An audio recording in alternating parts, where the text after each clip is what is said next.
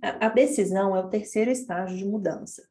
É uma fase em que normalmente no seu consultório, quando a pessoa não foi obrigada a estar na consulta, ou por um encaminhamento médico, ou porque a família obrigou ela a estar ali, elas normalmente as pessoas vão chegar ao seu consultório ou nos estágios de contemplação, ela tem um rompante, ela marca uma consulta e ela fala: preciso mudar minha vida, preciso melhorar minha alimentação. E aí ela chega lá, mas ela não está tão disposta assim. E aí ela vai colocando dificuldade para você. Mas na decisão ou preparação, é um estágio muito frequente, é um estágio em que normalmente os pacientes vão chegar para você no seu consultório, quando eles vão por vontade própria. Então, a fase em que o indivíduo pretende tomar decisões em um futuro imediato, no próximo mês, certo? Então, ela percebeu que mudar vai trazer para elas muito mais vantagens do que o não mudar. Então, ela está convencida de que ela precisa se engajar de uma forma muito honesta, muito comprometida nessa mudança. Então, o indivíduo geralmente ele já possui um plano de ação, como procurar um aconselhamento de um profissional de saúde, comprar um livro. Atualmente, ela é considerada como uma fase crucial na mudança de comportamento. Ou ela vai, com a sua ajuda, com o seu apoio profissional, progredir para o estágio de ação, ou ela vai desistir disso e ela vai falar assim: ah, eu acho que eu vou fazer uma cirurgia bariátrica. Ou, ah, eu acho que eu vou tomar um remédio para emagrecer. Ou eu acho que eu vou, sei lá, fazer uma lipoaspiração. Acho que vai resolver melhor do que eu mudar a minha alimentação, que é a desistência da mudança daquele comportamento alimentar, tá bom? Na ação, o indivíduo ele já implementou mudanças visíveis em seu comportamento na experiência. Então, se o indivíduo que chegou na decisão, ele teve o seu apoio e ele conseguiu já implementar algumas mudanças, ele progrediu do estágio de decisão para o de ação.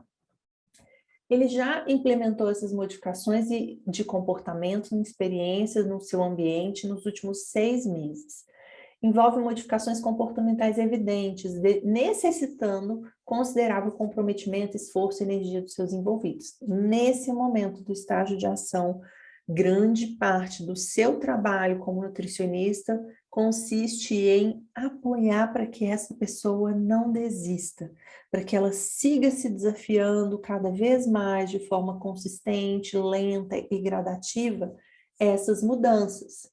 Então, por exemplo, nem todas as pessoas que já começaram a modificar esses comportamentos são vistos como no estágio de ação. Vamos pegar aqui o uso do tabaco, né, do tabagismo. O indivíduo, ele deve atingir algum critério em que os cientistas e os profissionais concordem que seja o suficiente para reduzir o risco da doença.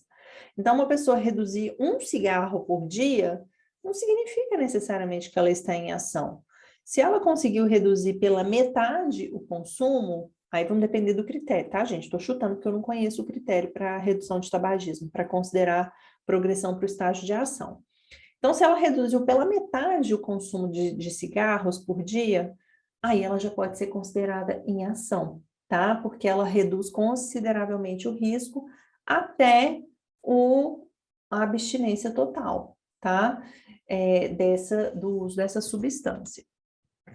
A manutenção, que é o quinto estágio de mudança, é a etapa na qual o indivíduo trabalha para evitar a recaída. O indivíduo pode ter recaída, Lidiane? Pode. Ele pode regredir de um estágio de manutenção ou de um estágio de ação para um estágio de decisão, tá? Mas ele não precisa aplicar os processos de mudança tão frequentemente como seria no estágio de ação. Ele não precisa se engajar, fazer aquele esforço, pedir ajuda do ambiente para fazer aquela mudança. Por quê? Porque ele já está engajado, ele já conseguiu transformar aquela ação num hábito, num comportamento que faz parte do cotidiano dele. Por exemplo, aumentar o consumo de frutas. No começo, essa pessoa vai aumentar o consumo de vegetais, ela precisa se planejar para fazer compra, ela precisa gastar um tempo maior, ela precisa ajustar a rotina dela para conseguir preparar esses alimentos ou pré-preparar para deixar disponível. ela precisa ter um tempo maior para planejar a semana dela. Então, no estágio de ação, quando ela está começando a implementar essas mudanças, é muito mais difícil, desafiador para ela nessa rotina do que, por exemplo, depois de 6 meses repetindo esse comportamento. Então, uma pessoa que já tem no seu dia a dia incorporado o hábito de preparo e da injeção dos vegetais, é uma pessoa que tem esse comportamento já quase que internalizado na sua própria rotina. Então, nessa fase, o objetivo do seu trabalho é consolidar os ganhos atingidos na fase de ação. Os indivíduos estão mais confiantes em manter essas mudanças, eles estão mais autoeficazes, que é a percepção de que eu dou conta, de que eu consigo ter sucesso nessa atividade.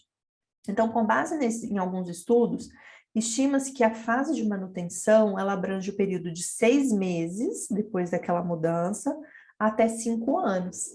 Então, minha gente, a gente fica achando que uma pessoa, ela já mudou um comportamento quando ela já está fazendo aquela ação, aquela mudança, há mais de 6 meses? Não, a gente está falando aí em um período de até 5 anos para a gente consolidar um comportamento.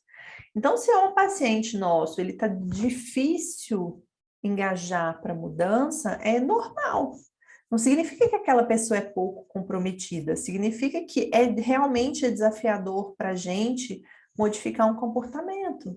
A gente pode se considerar ficar num processo de manutenção desse comportamento até 5 anos. Então, diferentemente do que a gente imagina, essa fase não é uma fase estática do tipo, ganhei, agora eu consumo vegetais para todo sempre. Não, eu posso ter fases de recaída. Eu posso, por exemplo, estar vivendo uma fase em que o meu trabalho está me exigindo muito de mim e eu voltei a comer alimento pronto sem vegetais, né? O alimento comprado, um sanduíche, um delivery, sem consumo regular dessas frutas. Então, esse processo, ele é um processo dinâmico, não é um processo estático.